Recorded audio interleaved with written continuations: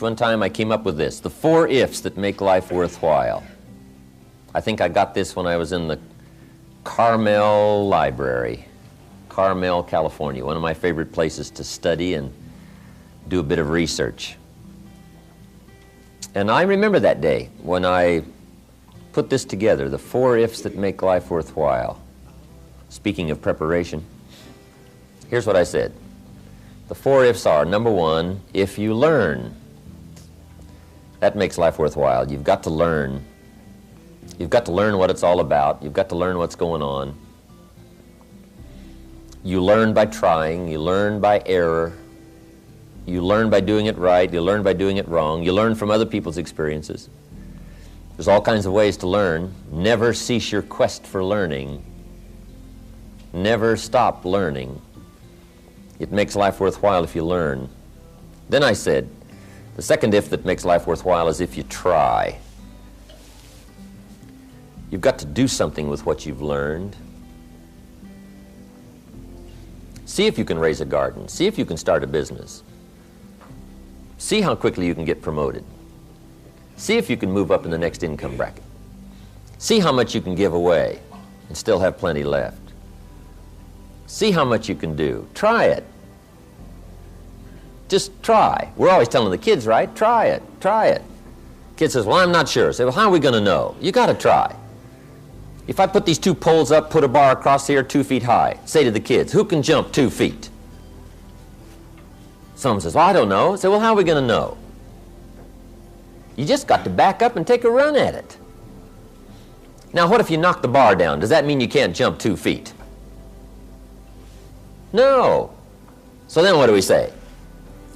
Try it again. That's what Schoff said to me. Keep trying. He said there's more than one way up the mountain. Sneak up the back if you have to. Keep trying. Keep trying. So that's the second if that makes life worthwhile. If you try it over, try it again, try it another way, but keep trying. The third if that makes life worthwhile is if you stay. Developing staying power, that's one of the big challenges of life. Some people plant in the spring and leave in the summer. They don't stay. Or the guy builds a foundation, right? Got a nice foundation. Then he goes off and builds another foundation. And then he leaves that one, goes off, builds another foundation. He's got these foundations scattered all across the country. I've done my share of that. Not staying to finish it and put it together and put the roof on, put the last brick in place, light the fireplace, have a party, celebrate, finishing something. Stay. You got to stay.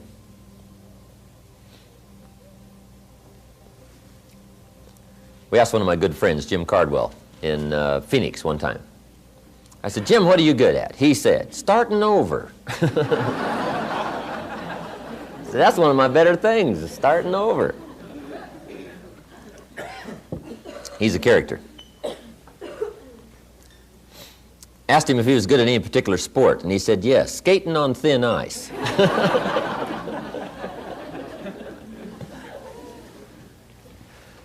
Okay. Third if that makes life worthwhile is if you stay. Here's the fourth one. Fourth if that makes life worthwhile is if you care. The incredible capacity for humans to care. But if you care at all, you'll get some results. If you care enough, you'll get incredible results.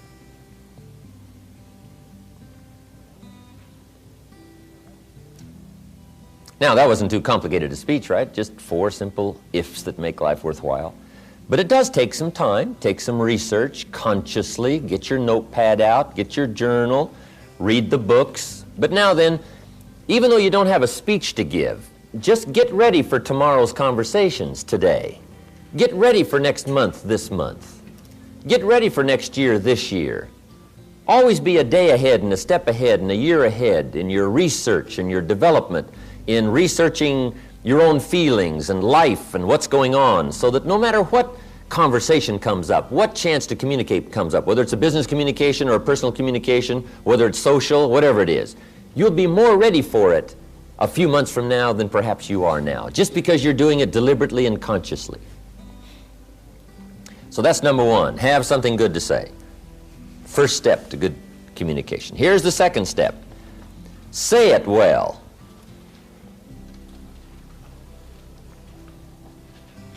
Part of communication is saying it well.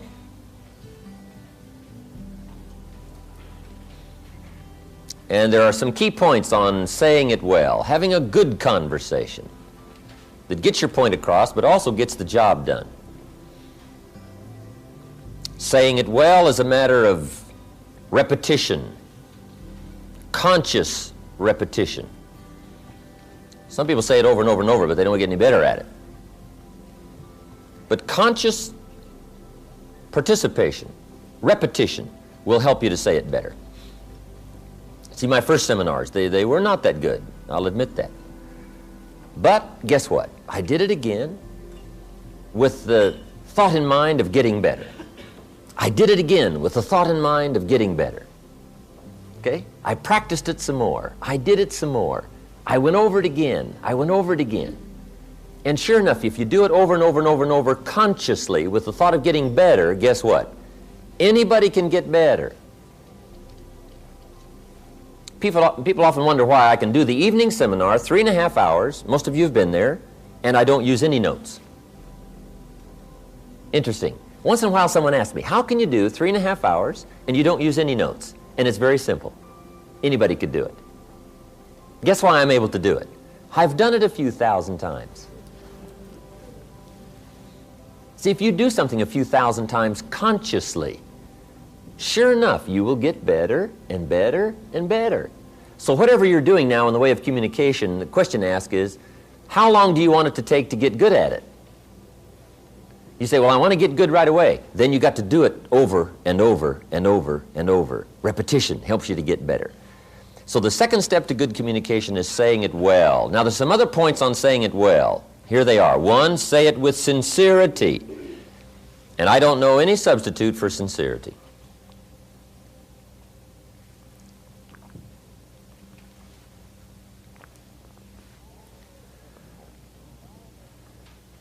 Almost everybody wants the feeling from someone else that you are being sincere, that you're not playing games with me, that you're really disclosing to me your true feelings, your true awareness, what's going on in your life and your heart and your soul and your mind. Sincerity, there's no substitute for that.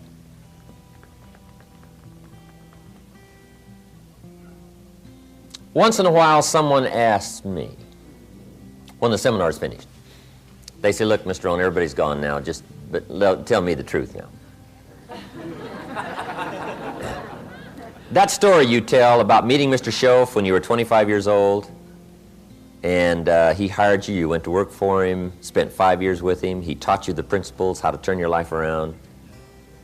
He said, now that's just a story, right? That didn't really happen. Isn't that just a story to make all this sound good? Isn't that interesting that somebody would ask me if that was just a story or not, or if it really happened? To be sincere, it's got to be true. You just can't come up with sincerity telling an erroneous story. Now, you might make it sound sincere, but sure enough, someday it'll come back to haunt you.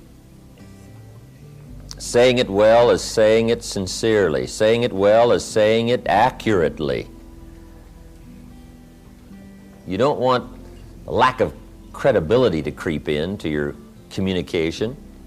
So you just got to be sincere. Tell the truth. The truth is so powerful, you don't need to dress it up with fiction. Another part of saying it well is saying it with brevity.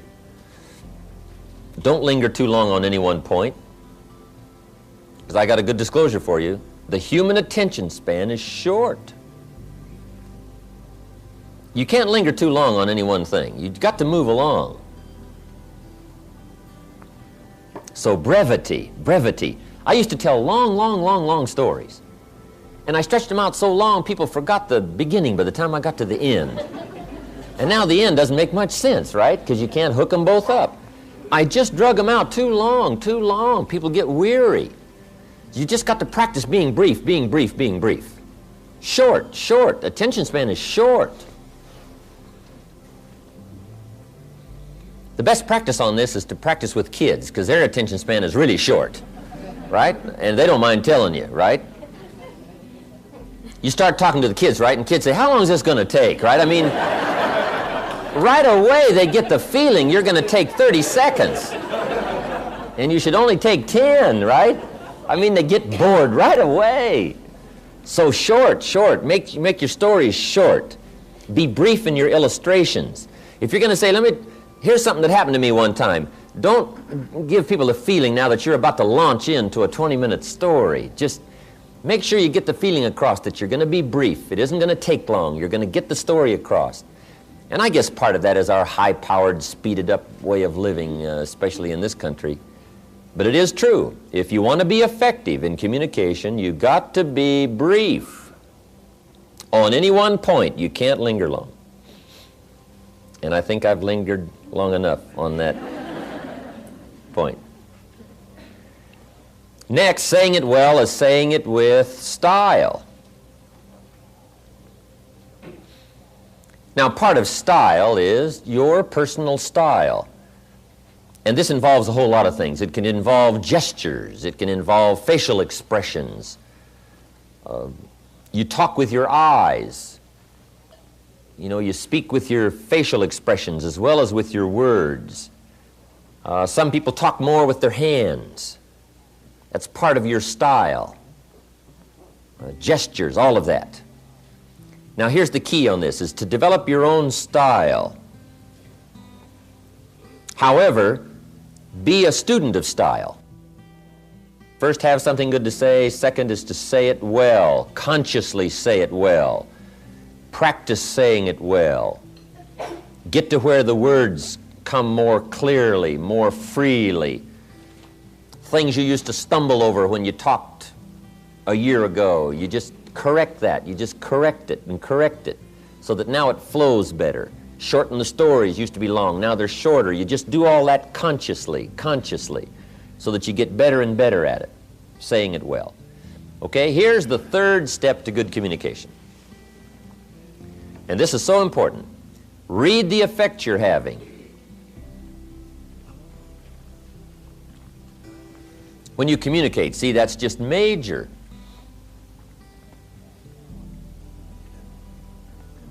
Study your audience, whoever your audience may be. If it's one of your children, you just study what's happening to them while you're talking.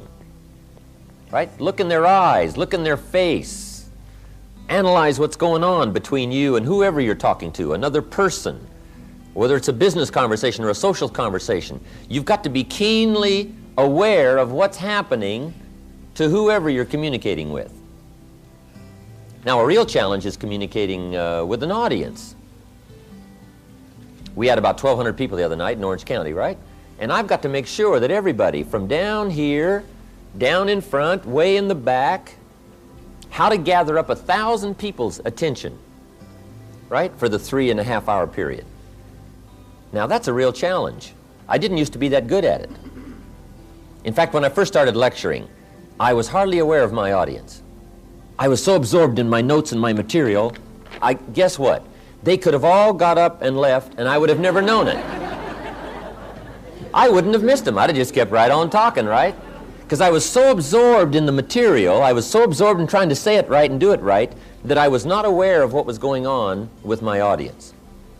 But you've got to read the effect you're having for a really effective communication. Now, if it's just an informal communication situation, you can just ask the question, do you read me? Right? Does it make sense? Did I say it well? And you get this feedback right. So you can actually start checking how you're doing with somebody if it's informal. You can just ask. Okay? Now, what you've also got to learn to do is read some of the subtle things that are going on with whoever you're talking to. Because especially humans, or especially adults, you know, when we get a little older, we have these tricky ways of of looking like we're interested when we're really not. And if you want to be a good communicator, you just got to pick up some of those signals. Now, part of it you can pick up by what we call body language. Some people just sort of quickly disclose their feelings about whether or not you're effective or it's coming across, and they just sort of relay to you by their, what we call body language. It's kind of a new study.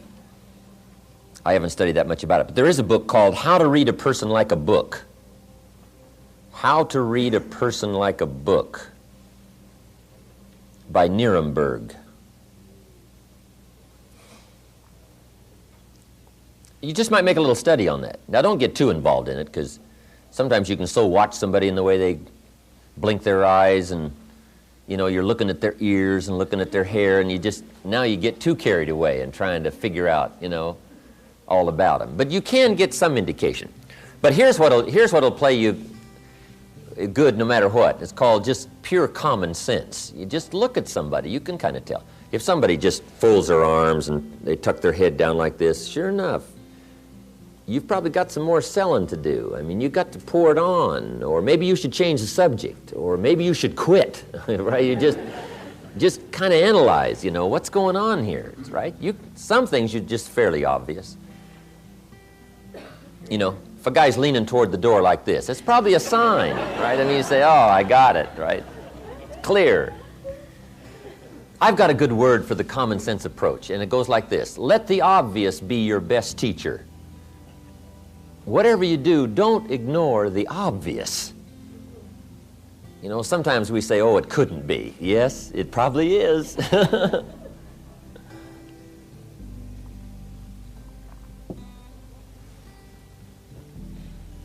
But adults especially, sometimes this is a bit tricky.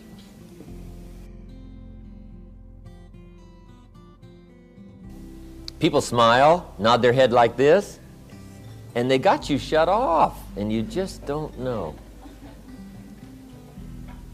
Okay. Because in good communication, you cannot mistake courtesy for interest. Sometimes people will be courteous, but that doesn't mean they're interested. Now, if you mistake their courtesy for their interest, now, see, you've lost the hold on good communication. Also, you can also develop a sense of picking up signals. I think the women probably have it over on the men when it comes to this sort of sixth sense of being able to tell, no matter what the situation looks like. Women have this uncanny gift. I guess men can develop it, but the women already have it.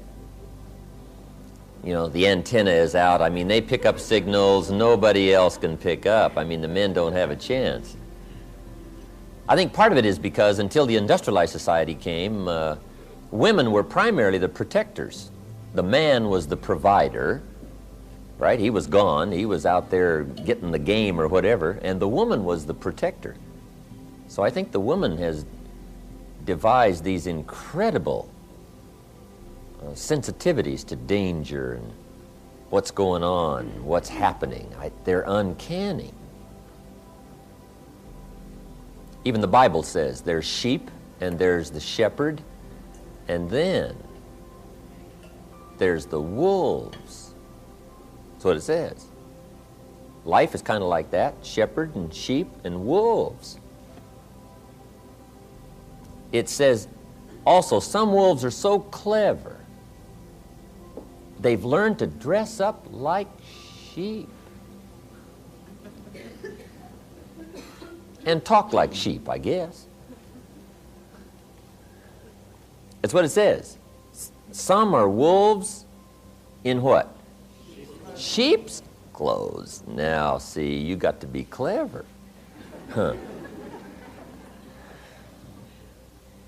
The man says, well, looks like a sheep, talks like a sheep. Woman says, ain't no sheep. I mean, take my word for it.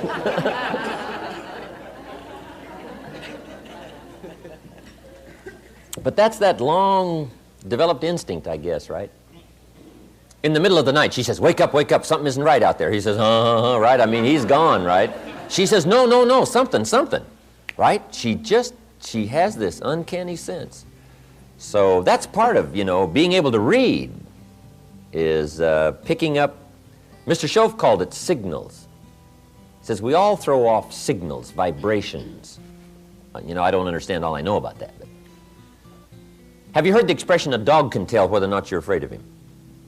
I guess that's true. We throw off a certain kind of signal, and animals, right, they just pick it up, they know. And you can't fake them out, right? You can say, I'm not afraid of you. Dog says, who are you kidding, right? I mean, come on. Okay, being able to read. That's so important, reading your audience. How you're doing. Should you speed up? Should you slow down? Should you change the subject? Should you be a little stronger? Just be more aware of whoever you're talking to. Right? Look a little more intently at somebody. Try to pick up what's happening between you and the audience, or the person, or the child, or the business partner. You can't believe how it will affect your ability to communicate if you'll practice this part of picking up what's happening between you and someone else. Now here's number 4. Then we're going to take our first break. The 4th step to good communication is intensity. Strong feelings. Here's what changes the whole effectiveness of good communication. Strong feelings. In affecting other people with words, here's a key breakdown to keep in mind. And it goes like this. To affect other people with words, it's 20% what you know, and it's 80% how you feel.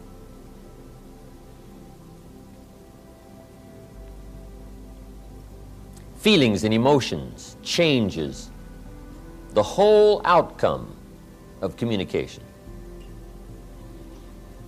Intensity, words loaded with emotion have the best effect.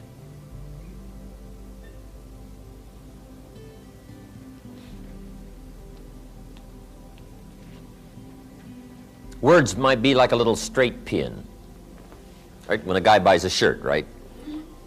It's got all these little pins in it, right? Where they pinned all together. So you start pulling out all these straight pins. What if I took one of those straight pins and I threw it at you, this little straight pin? And it reached you, hit you in the face or hit you in the arm, hand somewhere, right? You'd feel it if I threw that little straight pin at you. What if I took that straight pin and wired it to the end of an iron bar about that long, right? And I let you have it with that. See, I could drive that pin right through your heart, right? Now, the pin is the words, and the iron bar is the emotions, the feelings, the awareness, the uniqueness of all of that mysterious stuff that humans are made of. If you will learn to put more of you into what you say, put more feelings, more awareness, more uniqueness, strength of character, conviction, strong feelings, whatever that is, just be more aware of putting more of you into whatever you say. That's that iron bar that drives what you say to the heart, to the mind, and gets the job done.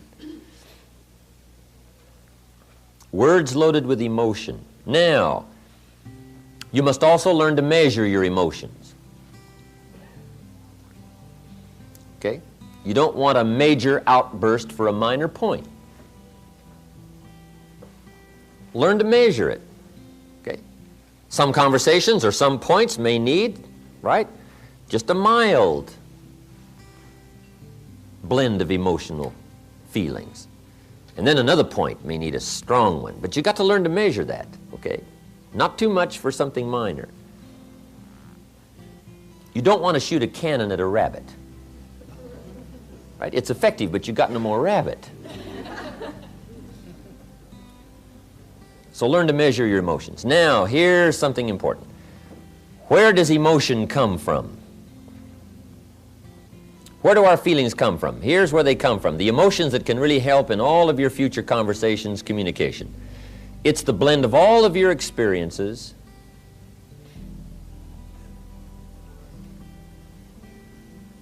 and how they have affected you. The blend of all of your experiences and how they have affected you.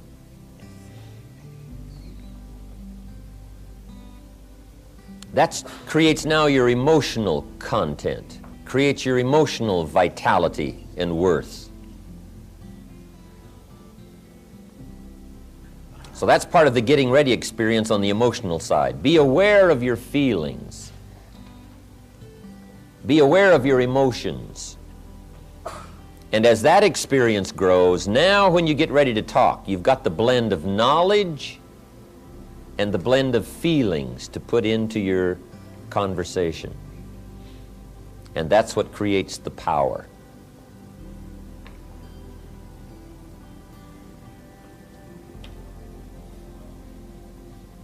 Now I have one more point and we'll take our break. It says, don't forget to say it. Part of communication is simply being aware that more often than not, things need to be said. It's pretty easy to take for granted, especially the people that are close around us, that they already know how we feel. But you got to keep expressing how you feel. Here's a good phrase. Actions are no substitute for words.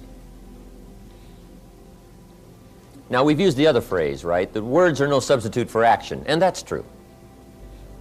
Just talk, talk, talk, talk, talk, and not acting.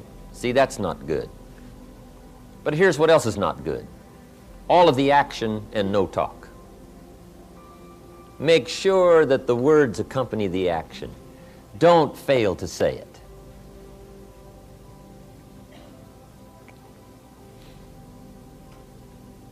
Probably one of the greatest difficulties in married life is this breakdown in communication, not clearing the air often enough, not keeping this open dialogue going constantly. One thing I found out, take nothing for granted. Say, well, surely they understand. Well, just explain it one more time. Just say it one more time. Don't take a chance that whether they know it or not. Bring up the subject again. Make sure it's clear. It's too easy to let it slide and not make it clear.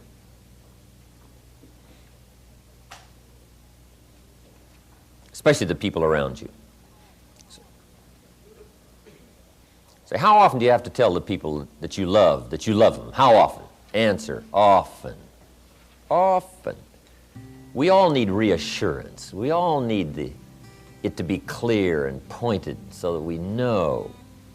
There are some things you just don't let go. And there are some actions that will only say certain things they won't say at all. You can give somebody flowers, but flowers won't do all the talking. Flowers say, you remembered. That's probably what flowers say. But flowers don't say, you do incredible things to me. Nobody affects me like you do. Now, see, flowers will talk, but they won't say that. That's the card you've got to put along with the flowers. Let the flowers say whatever they can say, but then don't fail to put the other words with it, because the words are so important. Judy gave me this watch back when I had a birthday in 1972, I believe it was. And it was a neat watch, Le Coultre. If all goes wrong, I can cash the watch in and live for a while, right? I mean, Judy was always doing things like that. Fabulous watch, neat gift for my birthday. But see, better than the watch was what she wrote on the back. I appreciated the watch, but the words were better than the watch. On the back, she had inscribed, "My love for all time. Your Judy, September 1972. See, the watch was neat, but the words. She could have put the words on a Mickey Mouse watch. Pardon me, Walt. I didn't mean to downgrade your mouse. But see, the words were what was really important. So I'm saying, let actions speak, but make sure the actions don't substitute for the words. Make sure you say it. And if you'll make sure you'll say it, you'll get better at it, you'll get the practice, you'll learn to put more feelings in it, you'll learn to say it well, say it better. And this whole process of communication for you, if you don't treat any of it casually, will start to grow. And you will be even startled in the next few weeks, the next few months, at what happens as a result of your future conversations if you become more aware of these things that we have just talked about. Sensitivity, fascination, interest, working knowledge, having something good to say, saying it well, reading the effect you're having, and the intensity of strong feelings. Okay, our next subject under communication is how to make a presentation.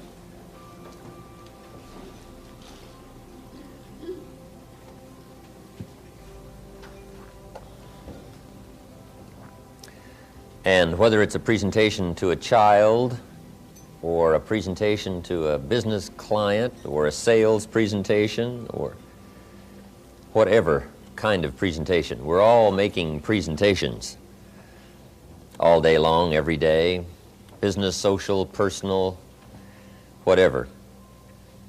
I have 4 parts to the presentation for you to consider.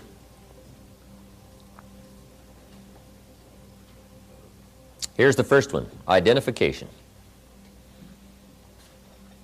One of the most important parts of the presentation process is identification. Identification is, for a new person that you haven't met before, it's getting acquainted, it's breaking the ice. It's building a bridge between you and someone else, establishing contact, getting somebody's attention. So it's a very important part of the presentation process. Sometimes those first few seconds, sometimes that first minute is just so important to establishing rapport, establishing contact. Somebody once said, you never have a second chance to make a first impression. So sometimes how those opening seconds go is very important. But that's identification, getting acquainted. Some people find this easy, some people find it more difficult. What we're doing is, pointing it out so that you can start working on it deliberately instead of haphazardly, or instead of just letting it go, wondering why things aren't going well. We just pick it as a part of the presentation so you can go to work on it, identification. In identifying with someone, one of the best ways is to pick something you have in common to get the conversation started with.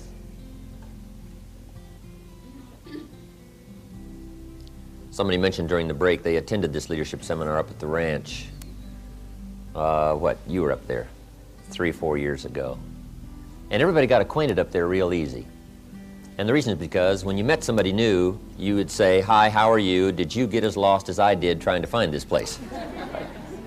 And everybody says, yeah, I got lost too. And that immediately starts this, little more friendly process of getting acquainted simply because you had a recent experience that you could talk about. So identification is trying to find something you have in common with someone else.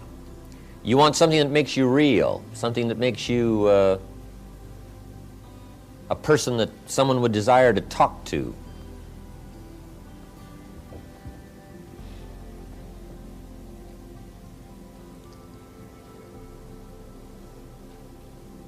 In the identification process, we use this little mental phrase. We want somebody to say, me too. Say, well, here's what happened to me. Somebody says, well, me too. I got lost. They say, well, me too. Here's how I felt. Someone says, I understand how that feels. Me too. Here's a reaction you don't want. The reaction called, so what?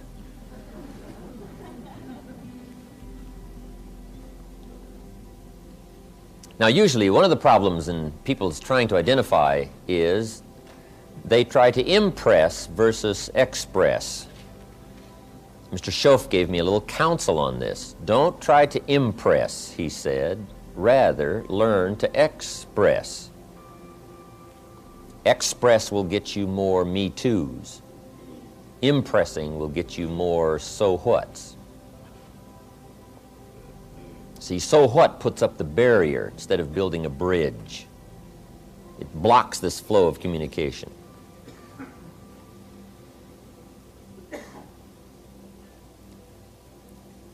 Usually when we introduce somebody, the introduction's usually full of so whats. One of the biggest challenges I have in doing seminars is to overcome my introduction. Usually an introduction, you know, you have to give your list of credits. But when somebody gets through with he's president of this and vice president of this, and he's got several companies, corporations, does business around the world, those are pretty well so whats. And I guess we consider it sort of standard, the so whats. So one of the first things I do when I come up on the platform, and I get the polite applause. And I understand it's polite applause. It's just part of the routine, right, that we go through. If you take that serious, you're in trouble, right? But, you get the polite applause. So I walk up, after all these credits, right? And I can tell that people are, saying, who is this guy? And is he really all he's cracked up to be, right? You can just feel all this going on in the audience. So I usually try to just, break that down just as quickly as I can by saying something like, I appreciate the warm welcome. Did you hear what the cow said to the farmer on a cold winter morning? Right? Thanks for the warm hand, right? And it goes over about like it did here, right? I mean, it just sort of, hangs out there. And that's to kind of let people know that, we're not interested in the chairman title or the president's title. We're here to just, talk person to person. And part of that is just an attempt to identify, to let everybody know you're not up there to talk down at them. You're not there to try to impress them with your success or anything else. We're there to really share ideas. But that's always a challenge. And every person and every audience is a brand new challenge. Every time you talk with somebody, it's a brand new challenge to identify. Now here's what you must do with someone who you already know. Re-identify. You don't get this identification process once when you get to know somebody and then it's forever over. You must constantly re-identify.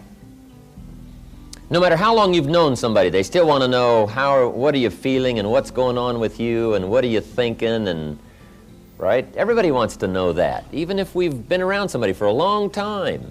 When you meet somebody, that's why we use those expressions. If we've known somebody for years, if we see them again, we say, how are you and how are you doing? That's to get this thing going, this identification process going between us and someone else. Now, in the identification process, make sure, if you tell little stories about yourself in identifying, make sure that they're accurate stories. Part of my identification I sprinkle throughout the whole evening seminar. My little story about meeting the little Girl Scout, selling me Girl Scout cookies, right? That's just a little story to try to keep identifying with my audience, to keep them on my side, right? That's identification story, right? She gives me this unique presentation, asked me if I want to buy, and I wanted to, but I didn't have $2. Now see, I can almost hear everybody out in the audience say, well, I know what that's like. I've been caught without any money. I know how embarrassing that is. See, that's an identification story. Somebody says, I know how that feels. And I say, to this day I can remember the pain. Somebody says, I've had some of that pain too. I know what that's like. All of that is identification, identification. So you have to re-identify. If you're talking with somebody over any length of time, you just re-identify little stories, things that's happened to you. So go back over your life and pick out the things that will identify with people. Now you've got the challenge of also identifying with a variety of people from different backgrounds and different businesses than your own. And you just learn to do that, different age groups. Part of it is just being more aware of what's going on in the world so that you can just intelligently talk about some things with people from almost any walk of life. Okay? Jesus, the master teacher, was probably one of the great identifiers of all time. He had this incredible knack of talking to somebody with language that they understood what he was saying. One day he said to those around him, "Today I'm going to teach you how to fish." Guess who he was talking to? A bunch of fishermen. He said, "Gentlemen, today we're going to have some lessons on how to fish. Only I don't want to teach you how to fish for fish, because you already know how to do that. What I want to do is to teach you how to fish for people."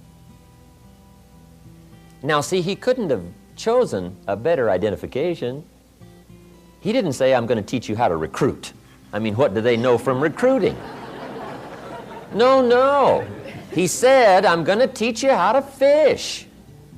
Now, when you're talking to fishermen, that's clever, right? You don't say recruit when you're talking to fishermen. You say fish. See, that's incredible. You just learn when you talk fishermen, talk a little fish talk, right? If you talk to lawyers, just talk a little lawyer talk. I mean, you just learn how, right? Go sit in the courtroom and, learn a little lawyer talk if you're going to talk to lawyers. Or get in trouble and go to court, right? And sit on the witness stand and whatever. Just so that you can learn to identify. See, I've been through it, I know it, and analyze who you're talking to and see if you can't pick out certain ways to identify. Now, of course, there's some stories that are common to us all. And sometimes it doesn't take much of a story to identify.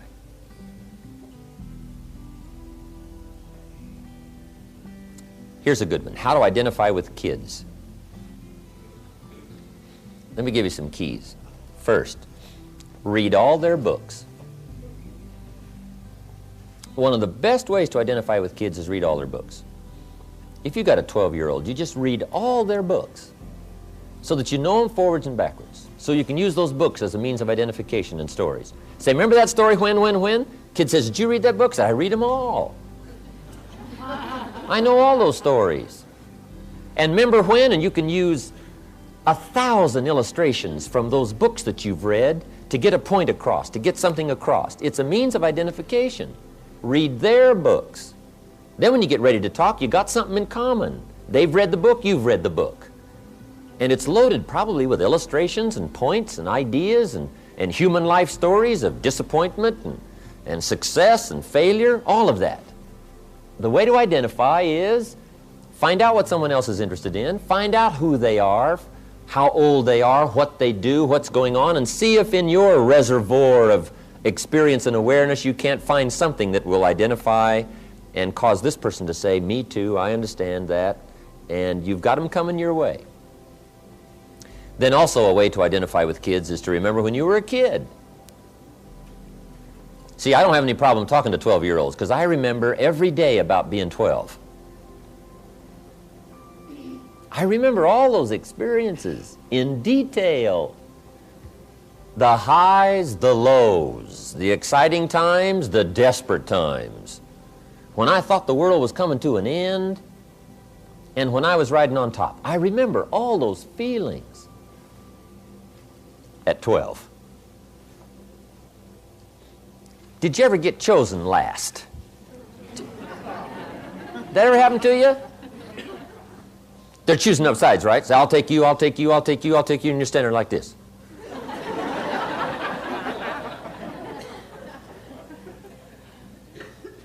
See, all you got to do is go back over, search around in your life. You can find 1,000 ways to identify with all kinds of people from your own life experiences. Okay? You don't have to go anywhere else except to your own life to come up with all kinds of ways to identify with anybody. But here's what you got to do. You got to do it consciously. Consciously, deliberately. What can I pick? What can I think of that will help this conversation, that will get my idea across? Who am I talking to? Oh, yes. Here's what I'll use. Right? Your mind just, like a computer, starts picking up all these things. This is why it's so important to keep a journal. And when you think of a life experience and say, oh, I could use that life experience in a variety of ways. You put that life experience in your journal, you go over it, you think about it. Then when you get ready to talk, it's instant recall. You'll remember it. And you can't believe what you can do with people from all walks of life, business, social, personal. If you will learn the identification process, do it deliberately, Pick out things that you have in common, feelings you have in common with everybody. Okay? Identification. And then pick up stories from all kinds of life situations that are similar to yours. Somebody had a feeling of disappointment. You say, I know what that's like, but I'm going to use that story to illustrate disappointment. Just be aware, the movies you attend and the books you read and the stories you hear. Be a gatherer of life's experiences so that you can use them all for points of reference and points of identification. When a teenager watches the movie Gone with the Wind, they see one kind of movie. When you're in your 20s and 30s and you see Gone with the Wind, you see a different kind of movie, right? When you get along into your 40s, 50s, sure enough, it's a different kind of movie, because now you're reading between the lines. Now you're sensing what the real tragedy was, what the complications of life were. It's altogether different at 40 than it is at 14. Same movie, only now you're seeing it. You're picking up all the different parts of the story and the feelings of the story. It's getting to you. But that's part of the identification process. Just be more aware of what you see and what you read and what's happening to you, so that you say, oh, there's something I could use, there's something I could use. I'll use that. The next time I talk to people like this, I'll tell them this, I'll tell them this, I'll use this story. That's part of the identification process, building this bridge.